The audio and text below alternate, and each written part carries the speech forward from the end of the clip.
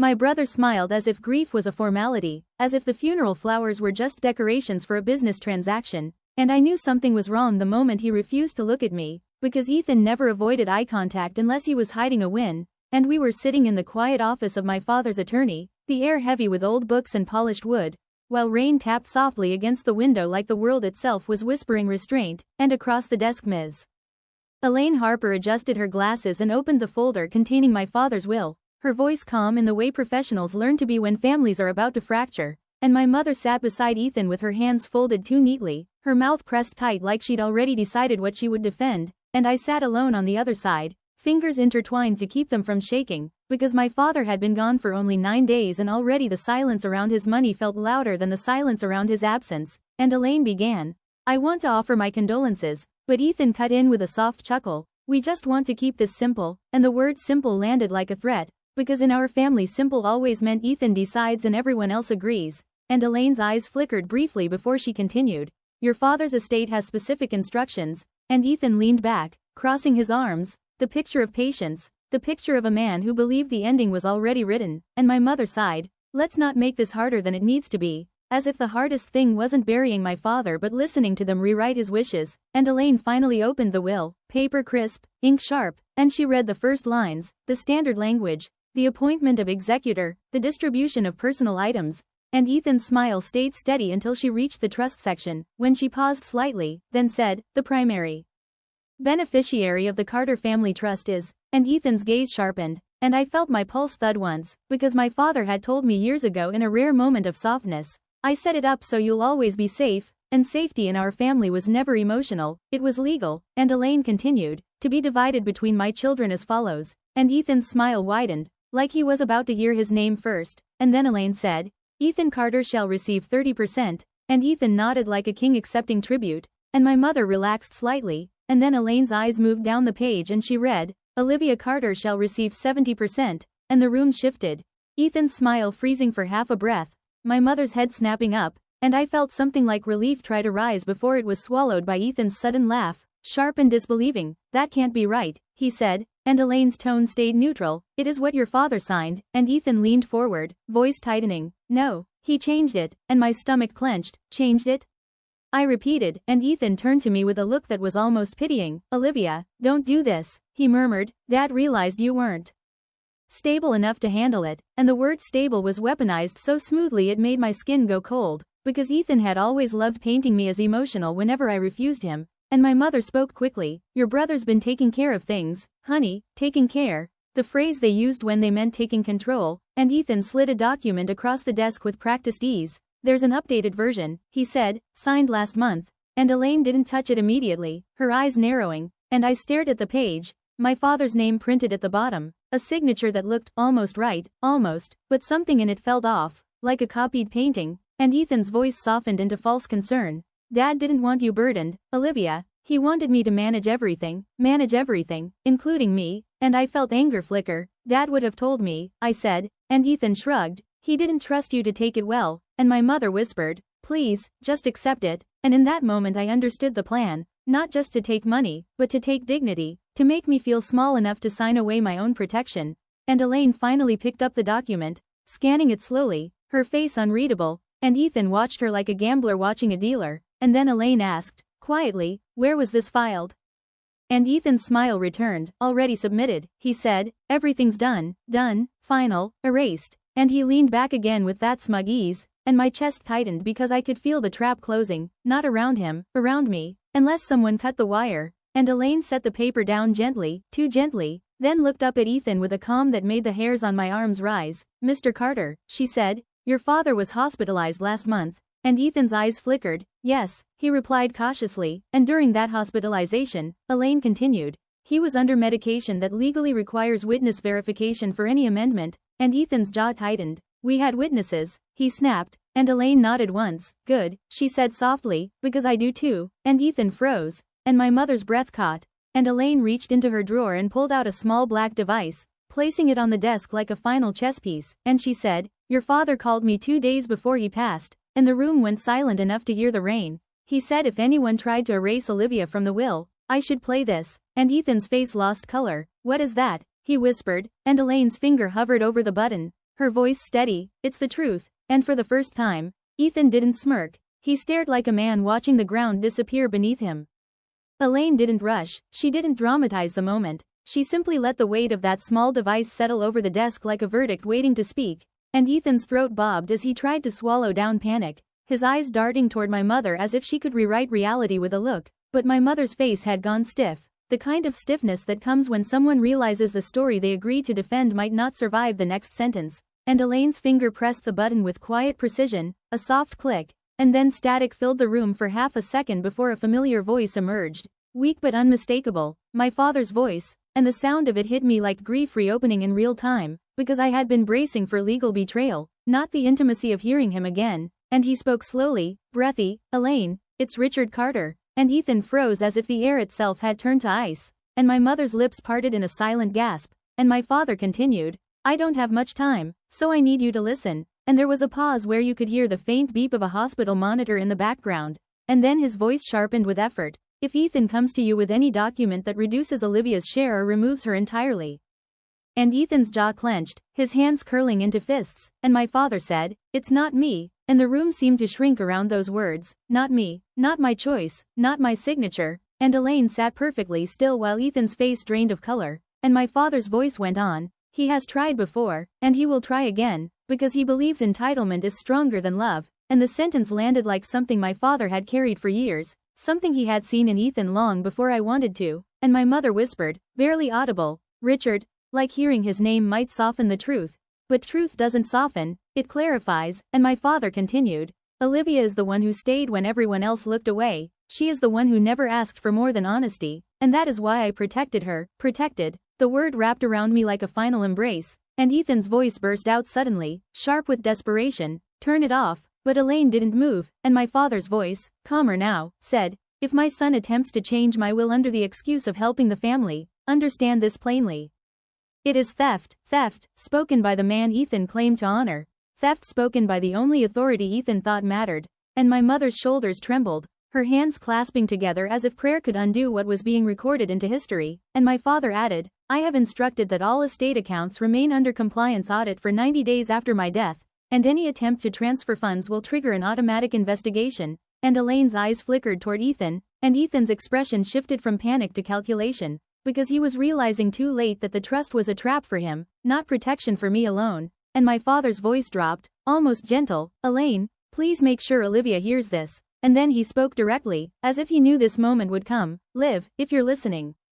I'm sorry I couldn't stop him sooner, but I need you to stop him now, do not let guilt make you sign away your life," and my throat tightened violently, tears burning but not falling, because I could feel my father's determination moving through the words like a final hand on my shoulder. And the recording ended with a soft exhale, the beep of the monitor fading into silence, and for a moment no one moved, as if the room itself was stunned. Then Ethan's chair scraped back abruptly as he stood, face flushed with anger that couldn't hide the fear underneath. "This is manipulation," he snapped. Dad was sick, he didn't know what he was saying, and Elaine's voice was ice. "Your father was lucid, documented, and legally protected," and my mother finally spoke, voice shaking, "Ethan, did you do this?" And Ethan turned on her, eyes wild, "Mom, don't," and my mother's mouth trembled, because she had spent her life smoothing Ethan's edges, calling his greed ambition, calling his control responsibility, but hearing my father name it theft cracked something open, and Elaine slid the so-called updated document back across the desk without touching it again.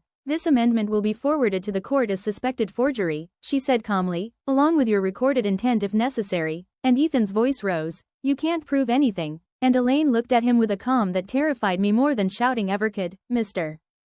Carter, your IP address submitted the change request, your LLC is listed as the destination account, and your notary stamp is invalid," and Ethan's face contorted. "I was trying to protect Mom," he shouted, and my mother flinched at being used as a shield, and I finally spoke, my voice quiet but steady, "You were trying to erase me," and Ethan's eyes snapped to mine, and for a second his mask slipped completely, revealing raw resentment. "You don't deserve it," he hissed, "you always played Dad's favorite, you always," and I cut him off softly, "I played nothing, Ethan, I just didn't steal," and the words hung there, simple and brutal, and Elaine stood, gathering her folder. "This meeting is over," she said, "the original will stands, the trust remains locked, and any attempt to move funds will trigger the compliance clause your father described," and Ethan's breathing became shallow, because he understood now, He couldn't charm his way out, he couldn't guilt me into silence, he couldn't rewrite my father's voice, and he turned toward my mother one last time, desperate, say something, but my mother stared at the desk, at the device, at the paper, like she was seeing the cost of her loyalty, and she whispered, broken, why would you do this to your sister?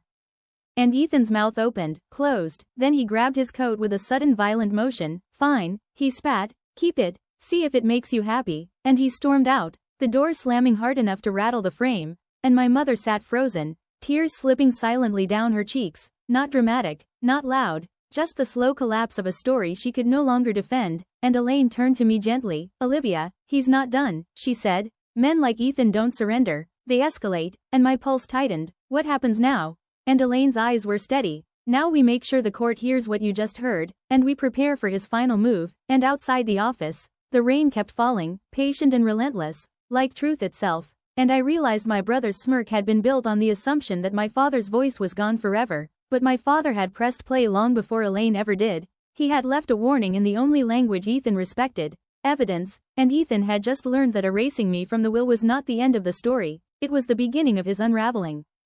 Ethan didn't call me that night, he didn't text apologies or threats, because men like him don't waste words when they believe actions can still bend outcomes, and I knew he was planning something the way you know a storm is coming before the clouds arrive, the air changes, the silence feels engineered, and Elaine proved it the next morning when she phoned me before sunrise with a voice already sharpened by urgency. He filed an emergency motion, she said, and my stomach tightened. For what? And Elaine exhaled. To contest capacity, to claim your father was manipulated, to delay distribution. Delay, the last refuge of someone losing control, because if Ethan couldn't take the inheritance cleanly, he would try to rot it in court, drown it in paperwork until exhaustion did what fraud couldn't, and by noon we were back in the courthouse, a colder building than Elaine's office, colder because it wasn't just law, it was public, it was where family masks fall off under fluorescent truth, and Ethan arrived with a new attorney, a slick man with a too bright tie, and Ethan's face held no smirk now, only a hard emptiness, like he'd replaced arrogance with spite,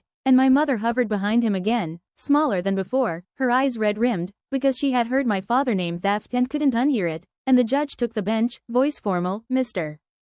Carter contests the validity of the will amendment safeguards, and Ethan's attorney rose, speaking fast about undue influence, about grief, about the possibility that I had pressured my father, and I listened with a strange calm, because when people accuse you without evidence, they are really confessing how they would behave in your place, and Elaine stood when it was her turn, placing the recording transcript neatly on the podium. Your Honor, she said, the decedent anticipated this exact motion, and the judge's brows knit. He did? And Elaine nodded. He documented medical capacity, witness verification, and compliance locks, and he left a direct recorded statement warning against precisely what Mr. Carter is attempting, and Ethan's lawyer scoffed. A recording is emotional, not legal, and Elaine's gaze sharpened. A recording is evidence of intent, and the judge leaned forward, play it, and Ethan's shoulders stiffened, because he thought the warning was a private humiliation, he didn't realize it would become public demolition, and the courtroom speakers clicked on again. My father's voice filling the space with the same breathy certainty. If Ethan comes with any document that removes Olivia, it's not me, and a murmur moved through the gallery, and Ethan's attorney shifted uncomfortably, and my father's voice continued, understand this plainly. It is theft, and the judge's expression hardened, because judges have heard every excuse greed can dress itself in, but they rarely hear the deceased call it out so clearly, and when the recording ended, the judge looked directly at Ethan. Mr. Carter, he said slowly, your father explicitly named this behavior, and Ethan's jaw clenched, his voice breaking out, he was sick, and the judge cut him off, he was documented lucid, and then Elaine delivered the final blow with quiet precision. Your Honor, there is also the matter of the forged amendment submitted last month, and Ethan's attorney stiffened, alleged, and Elaine held up the notary verification, inactive commission, invalid stamp, and submission from Mr. Carter's registered device, and the judge's gaze turned colder. Mr. Carter, he said, this court is not here to entertain desperation disguised as concern, and Ethan's face twisted, anger flaring. She's taking everything, he spat, and the judge's voice sharpened like steel. She is receiving what the will lawfully provides. And then the judge struck the gavel once, a sound that felt like a door locking. Emergency motion denied, he declared, the trust remains sealed. Distribution proceeds to Olivia Carter, and this matter is referred for investigation into attempted fraud. And the word fraud landed heavier in court than it ever could in a living room, because fraud is what happens when family entitlement meets legal reality, and my mother made a small sobbing sound, her hands covering her mouth, while Ethan stood frozen, the last of his control collapsing in public, and as the courtroom began to move again, Ethan turned toward me, eyes hollow. "Are you proud?" he whispered, and I looked at him, truly looked, not at a brother, but at a man who believed love was leverage, and I answered softly, "I'm finished being afraid of you," and something in his face broke, not into regret, but into emptiness, because the only world he understood was one where he could take, and taking had finally met a wall, and outside the courthouse the air was bright and cold. Elaine's hand resting briefly on my shoulder as she murmured, "Your father protected you," and I nodded, swallowing grief and relief together, because the lawyer had pressed play, and my brother had thought he erased me from the will, but what he really erased was his own mask, and the court didn't punish him with shouting or drama, it punished him with truth, recorded, documented, undeniable, and as I walked away I understood inheritance was never just money, it was proof that my father saw me, proof that I was not an afterthought to be signed away, and Ethan's smirk was gone forever, replaced by the echo of his own failure, because in the end, you can't erase someone from a will when the one who wrote it left your lies on record.